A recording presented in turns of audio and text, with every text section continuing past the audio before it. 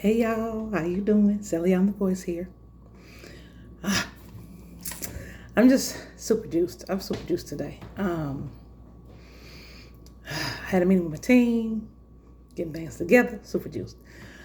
I want to talk to you today about something about behind the scenes thing that's very important. And I don't know how many industry people talk to you about it unless you get up with them or to them or something like that. I wanted to talk about the importance of knowing who you are as a performer, as an actress, so on and so forth. So, in life, we always talk about knowing you, right? But I want to share an experience I had as to why you have to be successful in entertainment and in acting. So I'm saying, picture it, 2015. Love how the Golden Girl reference, right? 2015 was at a showcase. And I knew my voice was so different that people, I'm not going to say one going to feel it, but it was going to be hit or miss, right? And it's one of them showcases where people put in who's interested in you to talk to you. And I didn't have very many people. I don't think I had any put in to talk to me. I got kind of pissed. But one person said something that was worth his weight in gold. And I appreciate him to this day. He told me, he said, I would love to put you in the rooms where Billie Holiday has been, Ella, because my voice is a classic voice. It has a classic style, even for jazz. He said, but baby, I need you to know who you are. They'll eat you up. Oh, when he said that, something punched me in my gut. I was mad, yet grateful. And I said, and now first to myself, I'm like, I know me, what the hell that got to do with anything? Then I learned how I would take it personal if people weren't interested in me. I learned about myself. It would hurt my feelings. And that's the business. I learned not everyone has to like your craft. Not everyone has to value your talent. Not everyone has to care because they look at numbers. Nothing personal to you, is just business. Can you produce the numbers so we can produce the money? Didn't understand that then. Then I had another phone call by one of the people that did it. And she let me know, did you ever stop to think it wasn't that you didn't have the talent, they just didn't know what to do with you? Now that is my age-old thing that I have had since I was younger. My voice has always been so mature, so blessed. They never know what to do with me. That's why I created Sally on the Voice, a self-evolving biomechanical weapon of love. Sally on the Voice, that's what she is. That's why I created her. See, you have to know you to even navigate them shark-infested waters. Because if you don't know you and love you, because to love you is to know you, you'll accept anything. You'll accept any kind of contract. You'll accept any kind of terms. You'll accept any kind of money. And they sniff money. That's their job. Their job is to sniff money. And they know it better than you. They know you can be so hungry, they will offer you anything and you'll take it. Back then, I didn't see it as a blessing that I was told no by the industry. And then I thought about it. I said they did me a favor. Who my voice would be going up against at the time, because it's all about also who you can replace. Or squeezing you in, because there's no one. You're so different that, you know what I'm saying? But I wasn't ready. They would have eaten me alive. I wasn't ready. My voice would have been compared to people that my voice is not like. But they would have compared it anyway, which made no sense to me. I needed to be viable with my numbers, although the numbers can be faked. So I don't even understand. See, I don't even understand why they're going that route. Anyway, leave that alone. Because numbers don't mean that's how many fans you're going to get in there.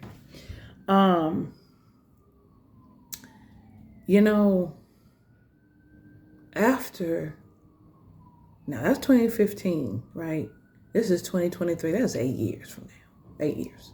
It took for Divine and Celion, the voice, to understand, baby, they ain't got to fucking like you. But if you build your own, what are you chasing after them for? And so I spent these 8 years finding out who I was and loving me. It wasn't easy coming up with Celion the voice. I actually did it in meditation. And I kept hearing my see a need, feel a need thing. And I was like, okay, how can I reimagine me differently? And it really must have been my spirit and my DNA talking to me. It really must have been, because my spirit's name is Celion. So that's where the name Celion comes from. But then I was like, this kind of being, and then I said, well, we don't do an R&B. We don't do rap. We're black. I don't need to come out like every other black person. How's that gonna set me apart? And then expecting my voice to do it? No, I ain't gonna do that. So how can I, because my voice is different, wouldn't work. So I'm like, so how can I reimagine this? What can she stand for? Who's not being represented? Who needs a voice? So I came up with Celion the Voice. Celion the Voice evolved out of years of soul searching and hard work. Out of years of, well, you're different anyway. You might as well create something different. Out of, oh, how are they going to take that? Does it matter? Like all that mind chatter. Celion the Voice was created out of love. The voice is gifted and blessed by spirit. That's why the voice is Celion the Voice. For that reason, to give it honor and homage from where it comes. Celion represents the technology that hinders us. In other words, she represents the technology we're given, but it keeps us a slave. She represents freeing it. She represents what it's supposed to do for humanity, not enslave humanity. So that's why she evolves with the times. And we evolve in our outfit as we go, depending on what's going on at the time. So we actually gonna have an upgrade very soon. Thanks to chip at the brain and everything like that. So we have to have an upgrade to represent that.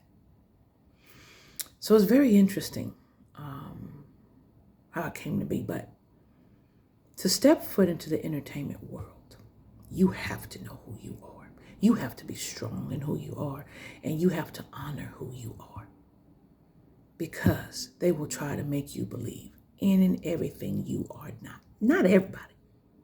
Not everybody. There are still some very wonderful and great people out there that wants to see the underdog make it. And to those of you that really care about the artists and the actors that are people and what we bring to it, thank you. I can't thank you enough. Thank you. But there are others. They don't sniff money on you. They don't want nothing to do with you. I don't fucks with them. I don't have to. I create my own. Music and all. I create my own. From the music to the art to the look. And I get freelance people. Help me with my artwork. Help me with my art form. And I give them shout outs. My chibi. It has a person's name on it who made it. Absolutely, I'm going to give a shout out. Each one teach one. You bring one with you. If they on your frequency and your level, bring them with you. They deserve that accolade. I don't find the pros. I find the people who's serious about their craft that want to come up. Because guess what? When I come up, you come up. You did. Another reason you need to know yourself. Sometimes when you create pieces of art, people don't believe you that you created it. I cannot tell you how many times I have had someone tell my publicist or me, you couldn't have created this. You must have a label behind you. For real? No, you got this idea from someone else. Someone your age? Really? You came up with it? No, you got a full-fledged team behind you that's feeding it to you. Why? My favorite one.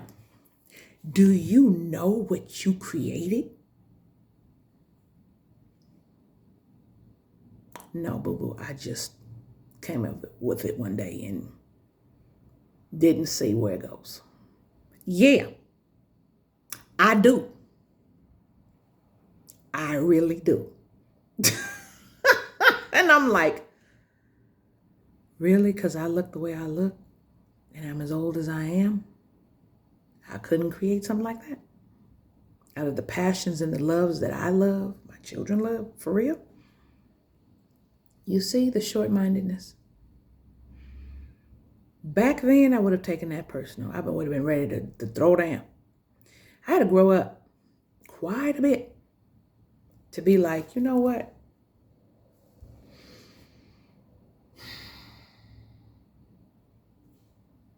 You don't think I created it? So, give a damn what you think. That means your hands is off of it. Cool. One less person to pay. Next. Like, for real. I'm so serious. I had to go on this journey to love myself to even step foot in the arena of acting and performing. So when people said something to me or they gave me criticism, I'm like, if it don't pertain to me and I don't feel like it fits, okay. Because half the people I know don't even understand my voice in the first place. So I'm very careful who I listen to, whose critique I listen to, and what expertise they have. If you've never been an actor, never stepped foot in like a theater stage, never been in a play, never been in a musical, never been in film, none of that, and you trying to give me advice. Now, if it's business advice, that's one thing. But if you trying to give me advice on what to do and you ain't never done it, you've never taken a voice lesson, never taught voice, never sang. That's why I don't get some of these critics that are critiquing stuff and you have never done it. Okay. I give you 2 shakes of a salt shaker and that's it. And throwing that over my shoulder. That's how much credit I give that. If you've been in the game, I'm gonna listen to you. You ain't been in the game. Why are you giving me advice? I've been singing longer than I've been teaching. Why are you giving me advice on what to do? And you don't know. You don't know my brand I'm building. You don't understand. See, I listen. And I create things so I don't have to answer questions. I set it up. I'm an educated person with a college degree and years of experience in certain areas. People, you have real lives outside of performing and acting. You utilize those skills and those gifts. But you know you. When you know you, it ain't got to hit you when they say shit. And it don't fit or it does fit. Take it with a grain of salt. Use what you can. Throw away the rest. But it ain't breaking you. You understand what I'm saying? It ain't breaking you as an artist. It feels, you sit in it a little bit, but then you're like, if it don't pertain, go away. If it does, it really does help. Like I met up with someone at a mixer. And he gave me a critique when I came to see him. If I hadn't gone to see him, I wouldn't have known where my mid notes were. Okay, I wouldn't have known, because I don't like just hearing chords and I have to sing. I'm a soprano. We're used to melody. You just play chords for me? Yeah, I'm going to be off all over the damn place until I get in my head. Heifer, chords, listen for the next chord and know where to go. Yeah, it's that simple. But for me, in my own disabilities, I have to think it through to know where I'm going. So when he told me, I said, okay. What I took that as, your laziness is shining through, Celion. Your laziness of not working is shining through, not working on the technical. I worked so much on the business, and I worked so much on the creative, and I worked so much on planning the music. The whole technicality of the vocals went to the wayside. And that's what that told me. And so I said, you know what? You can't get by with like you used to when you're younger, boo-boo, because your voice ages. You got to put in some work. So then I started getting on it. And now really diving into my music training and diving into more than just the music training, though. Really diving into being able to read it well. Because I hear it. But I want to be able to read it very, very, very, very, very well. Like I'm playing an instrument. Because back in my day, singers were not called musicians. I still don't even feel comfortable being called one. Because I know the voice is an instrument, and singers would sit up there and you can hoop holler all you want. But I'm not doing that with my fingers. We are doing whole body though. I will say that. We are doing that, and it is work. But I'm a singer and performer. That's what I call myself. Because back in the day, we couldn't be called musicians. That was reserved for people who actually played instruments.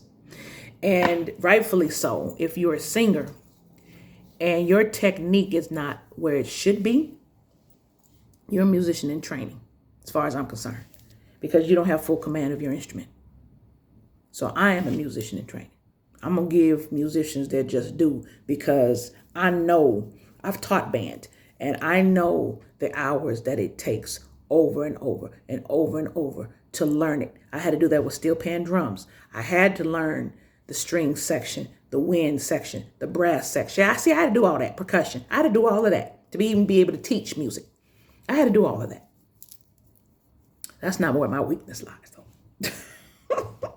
Time is where my weakness lies, to be able to do everything. I want to play drums. That's my thing. That's my jam. That's my thing. Drums. Ooh. Piano and me, nah, we don't get along. But drums, that's my ish. That's my favorite instrument. Besides the tenor sax. But I'll say this. You gotta know you to step foot in this industry. You gotta love you, baby. Because if they can break you, they will break you. And all they're gonna do is say next, because there's a whole 20,000 more waiting to take your place. We ain't got the time, and they don't. Sometimes it's personal, sometimes it ain't. Right? I know in the music, it's who's making the money. Who can make us that money? Same thing in acting, though. Who can make us that money? Who do people want to see? And who can make us that money? That's all it's about, baby. Nothing personal. That's all it's about.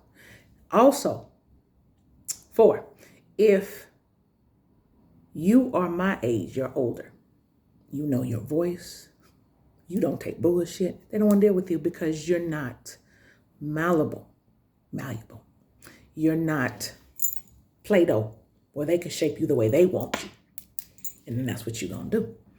When you know yourself, you're like, no, you can walk away from a contract that may be $2 million. And be like, whatever, no. You understand what I'm saying? So you got to know you to know what your sell point is, to know what your dollar tag is. You got to know you. Loving yourself crosses in so many different areas, and knowing yourself crosses in so many different areas. But you got to. You've got to. You will take anything that they give you just for fame if you don't know and love who you are. And baby, your name will be a flash in the pan, and that will be it. And you'll be done. Don't do that. No, don't do that. Love who you are, so you know who you are, so you know how you're walking in to that lion's den. That's your strength to walk into that lion's den. Because let me tell you something. When you don't know and love you, right, and they've invested money in you, you become a liability. You become a waste of money, and they have to cut you off. You ain't going to do what we tell you to do, and we know because we've been making that money. Bye, you got to go. Then they got to spend more money to get somebody else to replace you with. Businesses in the industry are losing money over fake ass people who don't know who themselves, and they're having mental breakdowns. It costs money. That Johnny Depp and Amber Heard trial costs money over someone who doesn't love themselves. One person that does and one person that does. That costs money. That costs us money. Taxpayer money and time. Do you understand? Do you understand those two actors have studios behind these people? And they look at what movies they've been in. And they look at the studios that did it. These studios didn't know nothing about this person. No, this studio had to know. Then actors are looking at these studios like, I don't know if I want to work with them. The studio is looking like, what the hell are we going to do to fix this? Because it costs money. There's investors involved, people. Money is being in and out all the time. There's investors involved in this stuff. There's people that's putting money in these projects so people can even work and be paid. People like me, A-list celebrities, all of that. It's money. And it's a waste of money when you're fake and they can't invest in you long term. They want to invest in people long term. They're finding out the longevity of the money is better. You understand? And then they make more money. And then they give more actors jobs, more performers jobs. Keeps us going. Because the industry's been losing a lot of money, as you notice, because there's a lot of us indie people. There's a lot of us, but we don't like the bullshit. We don't want to deal with the bullshit. We also in kind see people that they've invested in that have fallen off or who don't know themselves. And we're like, we could have done that. Where's our shot? We could do that. See, there's a lot of things involved that sometimes count on one or two people doing what they need to do, or a cast of people doing what they need to do into jail. That's why the casting process is so intensive. Okay, because they want a cast that can work together well. They want a crew on stage that can work together well. Tour with each. You're spending time with these people. Some of us are being intimate with these people on screen. So that's energy and psychology that we're sharing with other folks. You got to be settled in here. You can't do a love scene, baby. And your ass was abused and you haven't dealt with that. And so instead of you being romantic in the scene, you break down crying. Or you're able to do the scene, but when you go back to your trailer, you a fucking mess. And they can't understand why. And some days it'll explode because you repressed it. X, Y, and Z. That's money that you're wasting. Know you, love you, and heal yourself to be able to receive the blessing of your fame, of your money, of your prestige, of your celebrity status. Know who you are. Know who you are. There's so many behind the scenes that don't fucking know who they are. Or they change them. Then when they come out differently, the fans are mad. I ain't got time for that. I'm too damn old. I ain't got time for that. I'm going to come out the way that I am. Right now, what you see is how Celion is. And that's it. Can't fake it. I'm so sorry. That's too much fucking work. I'm not going to do that. Dig that? So, if you're going or you're thinking about going into the industry, acting, performing, singing, musical theater, be you. These directors know when you fake. And they'll accept you fake just to get something. That's not longevity. They're not looking for fake. They're looking for real. They want the acting and the performing to come from a place of the heart, and they want it real. Because if you can't come from the place of the heart, they're going to tell you anyway, you better produce something that people are going to believe. My money's on the line. You might as well be real from the gate. You might as well be real from the beginning. That's worth buying. That's worth investing in. That is long-term money, longevity in the game. And be adaptable. And you can be, once you know who you are, you can adapt. You can play those roles that are heavy to play, that are vulnerable, that are gut-wrenching and get you. You can't play those roles. You can't even touch those roles if you don't know who you are or love yourself. Because you got to be able to get out of those roles when you're done. And some actors can't. You already know I ain't going to say a name. My heart goes out to him. I ain't going to say his name. But when you're delving into psyche here, when you're taking on some of these roles, even performing on stage, you're taking on psyche of character. The base person you got to know is you to be able to even portray a character correctly, where it should go. Dr. Carter G. Woodson, the father of Black History, day, week, and then month. Say it. In order to know where you're going, you've got to know where you've been. Before you could take on a character or any role, you got to know who you are, because that's where you've been. Then you can figure out where you're going in the realness of it. Not this fake shit. See, people don't want to see this B-rate ass shit unless it's the B-rate ass movie, and we understand that because that's what we want to see, right?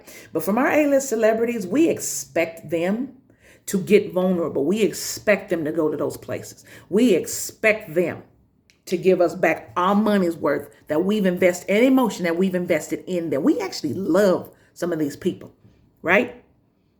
And we expect them to be on their game. Okay. All right.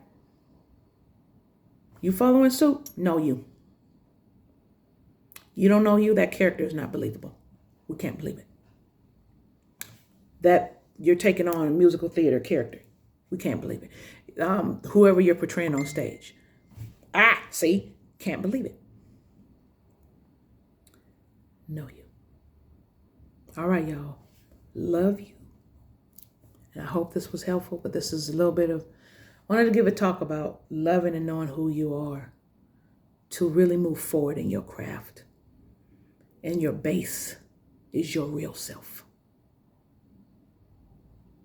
And if they don't want to see it, these labels don't want to see it, these movie places production companies don't want to see it and stuff like that, make your own. I did. And it's working for me. And it's working for plenty of musicians out there. Dig that. All right, y'all. Love you. Take care now. Bye-bye.